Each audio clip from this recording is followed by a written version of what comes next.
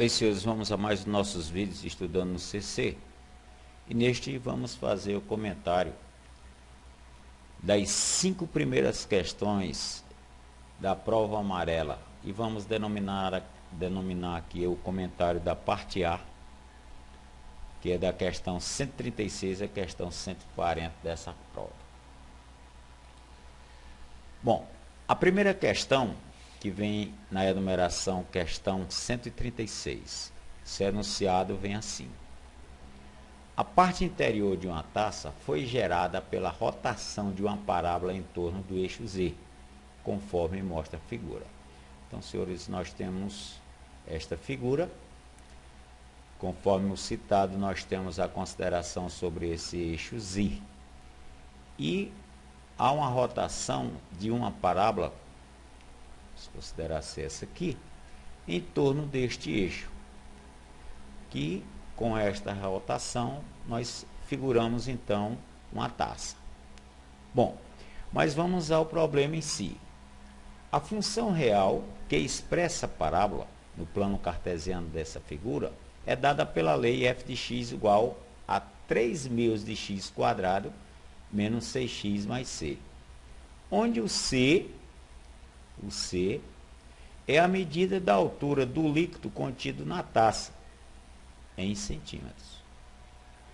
Sabe-se que o V, ponto V, nessa figura, representa o vértice da parábola, localizado sobre o eixo X. Então, senhores, nós vamos passar a trabalhar com esta parábola, que nada mais, nada menos, é o gráfico dessa figura, ou dessa função, melhor dizendo, f de x igual a 3 meios de x quadrado menos 6x mais c. Ele está citando mais que o V, o vértice da parábola, encontra-se como uma única interseção com o eixo X. Nessas condições, a altura do líquido contido na taça em centímetros é. Então, nós temos que determinar esta altura deste líquido, que nada mais, nada menos, você verifica que é a condição do intercepto da parábola com o eixo Y, e todas as dimensões de eixos nós estamos em centímetros. Então não precisamos nos preocupar com ela. E aqui nós temos as 5 opções para o cálculo desse eixo, dessa altura ou deste valor C. Bom, senhores, então, a altura do líquido é o pedido do problema. Em outras palavras, é o valor do C. Para a gente reforçar aqui um pouquinho, para o pessoal que tem mais dificuldade, nós temos aqui o seguinte: nós temos que considerar um gráfico de uma função quadrática, ou seja, do tipo f de x igual a x2 mais bx mais c, e temos, senhores, nada mais, nada menos que fazer o cálculo desse c. Bom, então vamos chamar aqui uma revisão de uma parábola, ou da função quadrática, do gráfico da função quadrática, que nada mais, nada menos é a parábola, considerando a parábola tocando uma só vez aqui com o eixo X, conforme o citado no problema. Bom, temos então, senhores, as seguintes considerações. O nosso C, que é justamente o pedido do problema, nada mais, nada menos, é o ponto intercepto da parábola com o eixo Y. Bom, temos o que mais dessa parábola? Ela possui a concavidade voltada para cima. Significa o quê? Que é o valor do A, né? O A é quem comanda a concavidade da parábola. E aqui nós já temos esse A, né? E temos que tirar mais a seguinte informação: se a parábola está tocando ou interceptando-se uma só vez com o eixo X, é porque as raízes dessa parábola ou dessa função são consideradas reais iguais. É o caso em que x1 é igual a x2. Bem, senhores, com essas informações, vamos tentar resolver o nosso problema. Vamos partir da parábola, da função quadrática dada, que é o f de x igual a 3 meios de x quadrado menos 6x mais o c. determinar, digamos, o ABC dessa função. O A, no caso, é o coeficiente da variável de segundo grau, é o 3/2. O B é o menos 6, coeficiente da variável de primeiro grau. E o C é o nosso problema. Vamos deixar aqui a nossa interrogação para ele. Bom, vamos explorar aqui. Ora, ele cita que a parábola tangencia o eixo x. Então, já sabemos, se ela tangencia, as raízes dessa parábola, dessa função quadrática, são reais e iguais, e exploramos o delta valendo zero. E assim sendo feito, senhores, quem é o delta generalizado de uma função quadrática? É b² menos 4ac, valendo zero. Vamos usar o que podemos, ou seja, quem é b, quem é a e quem é c. Só não temos o c, que é o pedido. Então, substituindo esses valores na condição do delta na igualdade ao zero, ficamos com b ao quadrado, fica menos 6², menos 4 vezes o valor do a, que é 3/2, vezes o c. Senhores, dando uma ajeitadinha nesse menos 6² e o produto aqui do menos 4 vezes 3/2 do c, ficamos com 36. E aqui no caso, menos 4/3 de c sobre o 2. Olha só, menos 4 vezes 3c dá 12c, ou menos 12c. Dividido por 2 é o menos 6c. Ora, chegamos então para o cálculo do c, uma equaçãozinha de primeiro grau. Uma das maneiras, trazendo menos 6c a segundo membro, ele passa positivo. Ficamos com 36 igual a 6c. Senhores, se 36 é igual a 6c, isolando c, chegamos a c valendo ou vale 6. É então o valor pedido da questão. Opção correta, senhores, opção E. Então, senhores, aí uma questão explorando gráfico da função quadrática ou função de segundo grau para o cálculo do termo interseção com o eixo y, em outras palavras, o valor do C, que nos fornece a altura do líquido, né? No caso dessa taça. Senhores, vamos à questão do nosso Enem 2013, página prova amarela, questão 137. Vem o seguinte: muitos processos fisiológicos e bioquímicos, tais como batimentos cardíacos e taxa de respiração, apresentam escalas constituídas a partir da relação entre a superfície e massa, ou então volume do animal.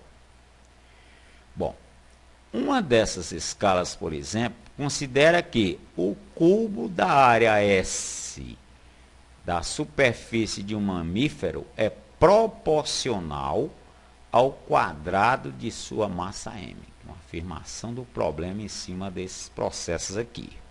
Bom, mas ele cita mais, que é a fonte da pesquisa, e vem mais.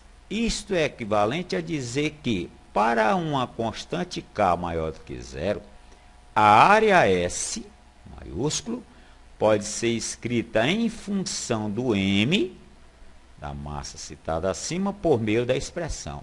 Então, senhores, ele cita aqui, no caso, a afirmação, né? Digamos que o cubo da área S da superfície de um animal é proporcional ao quadrado dessa massa, M, e pede, em outras palavras, que você isole o valor do S nessa afirmação. Ok? Ele pede a área S escrita em função do M. Ok? Então, nós temos aqui todas as alternativas ou opções nessa dependência, que vamos ter que lembrar. Nossa meta é isolar S, e lembrando que grandezas diretamente proporcionais, conforme o que ele cita aqui acima, o S é proporcional ao M. Quando você cita isso, grandezas diretamente proporcionais são grandezas que crescem juntas, ou então diminuem juntas. Podemos dizer também que são grandezas diretamente proporcionais se uma delas variar na mesma razão da outra. Em outras palavras, A está para K, A está para B, sempre é igual a uma constante. chamado aqui de K. Então, senhores, vamos escrever essa afirmaçãozinha bem aqui abaixo, em cima do que ele cita. Que ele cita que a área S, o cubo da área S de uma superfície de um mamífero é proporcional ao quadrado de sua massa. Então, vamos trazer isso para cá. Olha só, o cubo da área S está para m ao quadrado. É a nossa constante. No caso, citado aqui maior do que zero. Ora, o que temos que fazer, senhores, agora? Isolar o S. Ok? Conforme a afirmação acima, repetimos, o cubo da área S está para m ao quadrado, valendo uma determinada constante K maior do que zero. Vamos isolar o S para chegarmos a uma dessas afirmações abaixo. Então, uma das maneiras, se o m quadrado está dividindo, ele no primeiro membro passa para o segundo multiplicando, ou seja, S ao cubo é igual a K vezes m ao quadrado. Senhores, se S ao cubo é igual a isso aqui, extraindo a raiz cúbica do segundo membro, podemos dizer que o S fica a valer quem? Raiz cúbica de K vezes m ao quadrado. É até uma resposta satisfatória, isolamento do S. Aí você verifica aqui acima que nós não temos nenhuma nessa redação, digamos assim. Então, doutores, precisa lembrar que se você tem uma raiz, um radical para expressá-lo na forma de potência, ficamos, por exemplo, raiz enésima de AM, isso escrito em forma de potências, é A elevada a quem? Ao M sobre o N.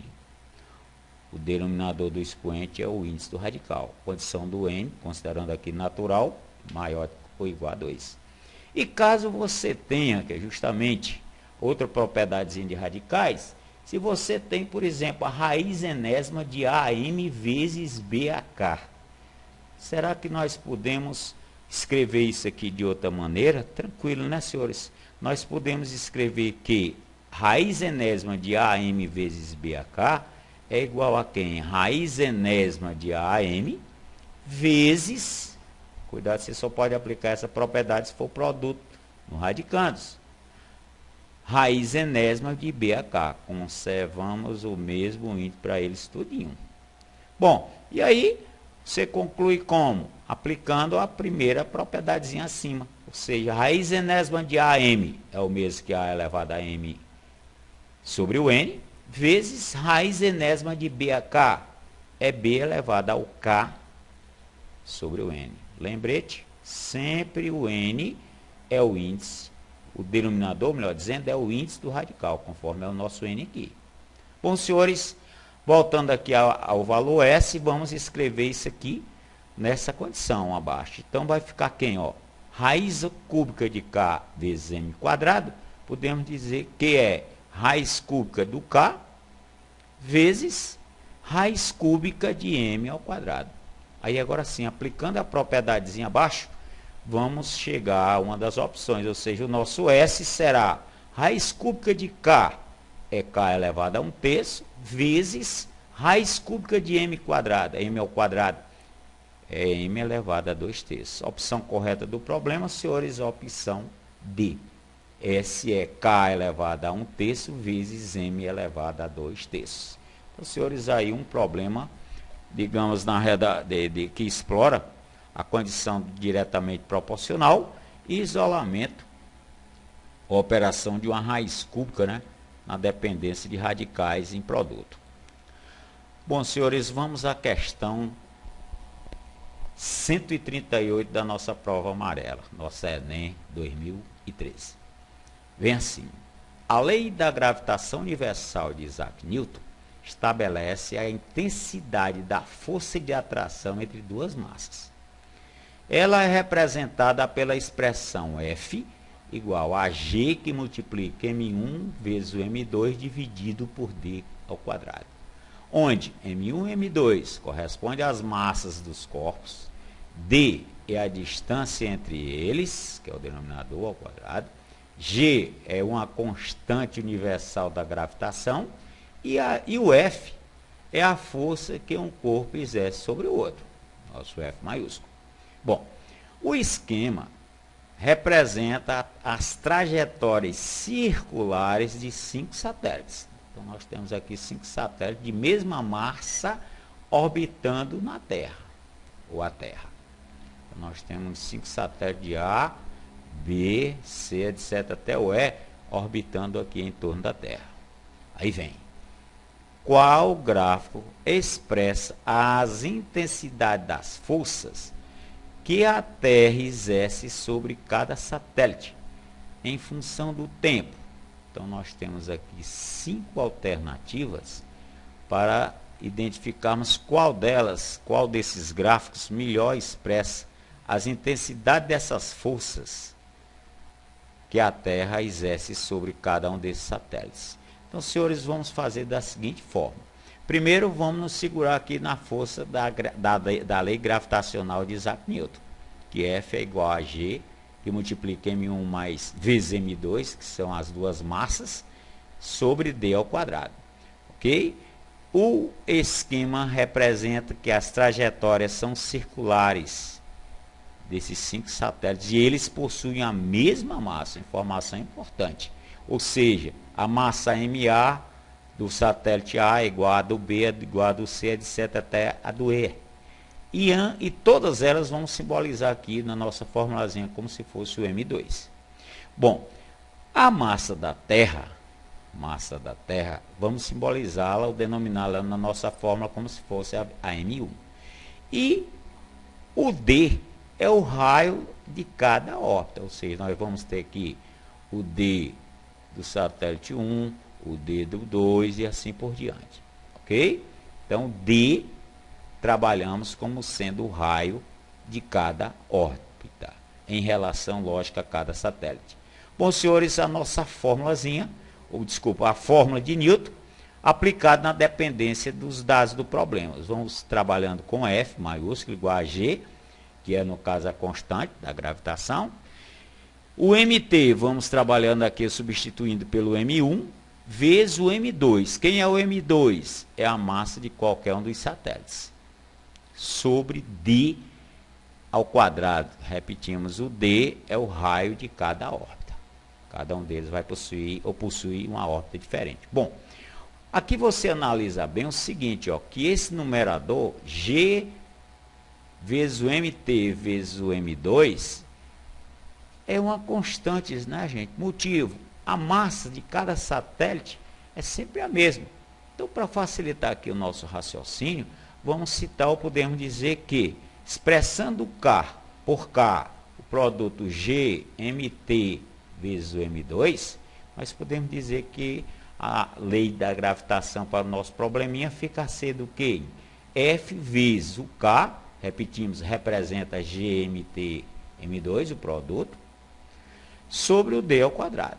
Bom, vamos daqui para frente, ó, encarar apenas essa formulazinha. Fica bem prático da gente trabalhar ao final do problema. Ou seja, F igual a K sobre o D ao quadrado. Ora, nós temos, para melhor raciocínio, podemos fazer o seguinte. Vamos comparar, citar então, que o DA seja justamente o raio do satélite A, ou então a distância do A ao centro da Terra, valendo 5. A distância do B ao centro da Terra, que é o B, valendo 4.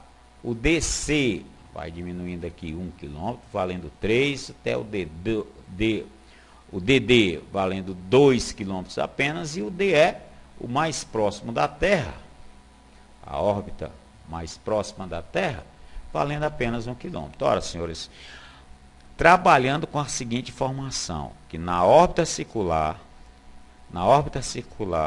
a distância D do satélite ao centro da Terra é constante. Sempre é a mesma, é uma constante. A distância sempre é constante. E a força gravitacional F terá a intensidade constante, já que a distância é a mesma.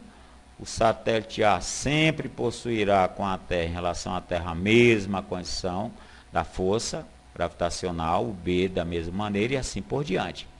E com valor inversamente proporcional, né, já que a distância está A denominador da condição do valor do f, né, são inversamente proporcional ao quadrado da distância entre o planeta e o centro da Terra. Ou seja, podemos citar então que o FA vai ficando K sobre 5 ao quadrado, que é o 25.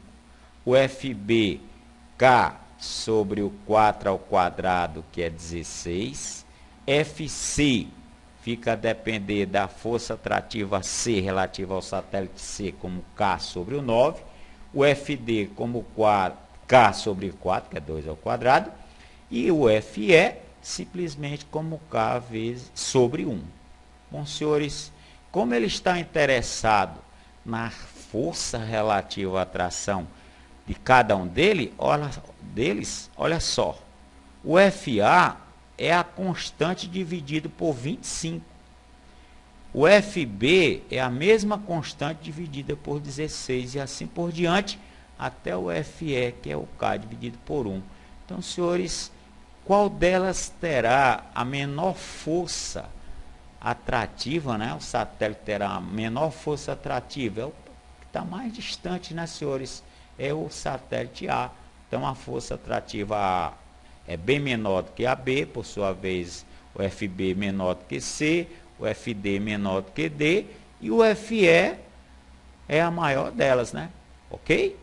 Então, conforme a figura, a situação da distância, que supomos ser isso aqui, podemos dizer que a força de atração relativa ao satélite A é a menor delas. E, por sua vez, o que está mais próximo, né, é o F da Terra, no caso, é o FE quem vai possuir a sua maior força. Então, senhores, considerando essas opções, né, nós temos aqui função constante, né, sempre função constante. FA é o K por 25, FB é K por 16 e assim por diante. Podemos então citar, já que FA é a menor delas e FE é a maior, você fazendo uma observaçãozinha nesses problemas, nessas alternativas, nessas opções, aqui apresenta no caso a opção que apresenta no caso FA ser menor do que FB, menor do que FC, assim é por diante, em outras palavras, o FS é a maior delas, é a opção, ou a alternativa B. No caso, a B é a considerada, desculpa, a alternativa B, que possui com a força maior sendo a E, né? Em seguinte a D, a E, a C, ordem crescente aí no caso, a B e a A. Senhores, então a alternativa correta do problema é a opção B de bola. Vamos à questão do nosso Enem 2013, prova amarela, questão 139. Vem assim: a cidade de Guarulhos tem o 8º PIB municipal do Brasil, além do maior aeroporto da América do Sul. Em proporção, faltando esse cedilhazinho aqui, possui a economia que mais cresce em indústrias, conforme mostra o gráfico. Então, nós temos aqui o crescimento da indústria, relativo a quem? Ao Brasil, São Paulo Estado, São Paulo Capital, Guarulhos Cidade. Então, conforme a citação gráfica, né, senhores, analisando os dados percentuais do gráfico, qual a diferença entre o maior e o menor centro de crescimento no polo das indústrias? Então, nós temos aqui que verificar a condição entre o maior percentual e o menor, uma questão simples, né? Vamos analisar apenas os dados do gráfico. O maior crescimento em percentual é a cidade de Guarulhos, que apresenta, conforme o gráfico, 60,52%. E o menor deles, senhores, é a capital São Paulo, né? Capital São Paulo, o São Paulo capital apresenta apenas 3,57%. A diferença, então, entre o maior e o menor crescimento fica a depender, chamando aqui de D, diferençazinha, 60 por 52 menos o 3,57, chegamos a 56,95%. Opção correta do problema, a opção C. Então, senhores, um problema gráfico, né? Apresentação gráfica, em relação à diferença de percentagem ou porcentagem dos referidos crescimentos industriais. Bom, senhores, vamos à questão 140 do nosso Enem 2013, prova amarela. Bem assim. Em certo teatro, as poltronas são divididas em setores. A figura apresenta a vista do setor 3 desse teatro, no qual as cadeiras escuras estão reservadas, e as claras não foram vendidas. Então nós temos o setor 3 de um teatro, em que as cadeiras escuras representam as cadeiras reservadas, e as claras a não reservadas, então as não vendidas, no caso. Bom, o que interessa é o problema. A razão que representa a quantidade de cadeiras reservadas desse setor 3 em relação ao total de cadeiras desse setor é. Então, senhores, trata-se de um problema também bastante simples, que envolve a razão entre duas grandezas. Chamando essa razão de R, essa razão nos é fornecida, conforme o enredo do problema, quantidade de cadeiras reservadas desse setor 3 pelo total delas. Ora, vamos contar então as cadeiras, digamos, escuras. Vamos chegando 4, 5, 5 mais 5 são 10, 12, 17 cadeiras. Então, nós temos o setor, em termos de cadeiras reservadas, em número de 17, e o total delas. Nós temos, se você contar, nós temos 10 fileiras, e cada fileira possui 7 cadeiras. Então, o total, ficamos a razão, na dependência, ficamos com as 17, conforme nós vimos, são as cadeiras reservadas, que são as escuras, e o total delas, repetimos, são 10 fileiras, e cada fileira possui 7 carteiras. Então, cadeiras. Então, a nossa razão vai ficar a depender de quem, gente? 17 sobre 70. E acabou. A opção correta do problema é a opção A. Ou seja, é uma questão que, digamos, chamava o cálculo, se bem apenas a dissertação mais ainda, né? Sobre a quantidade de cadeiras reservadas e o total de cadeiras desse setor. Bom, senhores, no próximo vídeo vamos comentar as questões em número da mesma página, da mesma prova, a prova amarela, ou seja, a questão 141, a questão 142 e 143. Se você tiver condições, é bom você fazer, né? Em breve estaremos lançando esse novo vídeo, esse outro vídeo, essa sequência, questão 144 e a 145. Então, senhores, estas são as 5 questões que, se Deus quiser, comentaremos no nosso próximo vídeo. No mais, deixamos aqui um pouquinho do turismo da nossa cidade de Cascavel, cidade litorânea denominada a nossa belíssima Praia da Caponga, né? Com as suas barraquinhas e as suas jangadas. No mais, e o seu belíssimo mar, né? E no mais, senhores, um abração, bons estudos e até a próxima.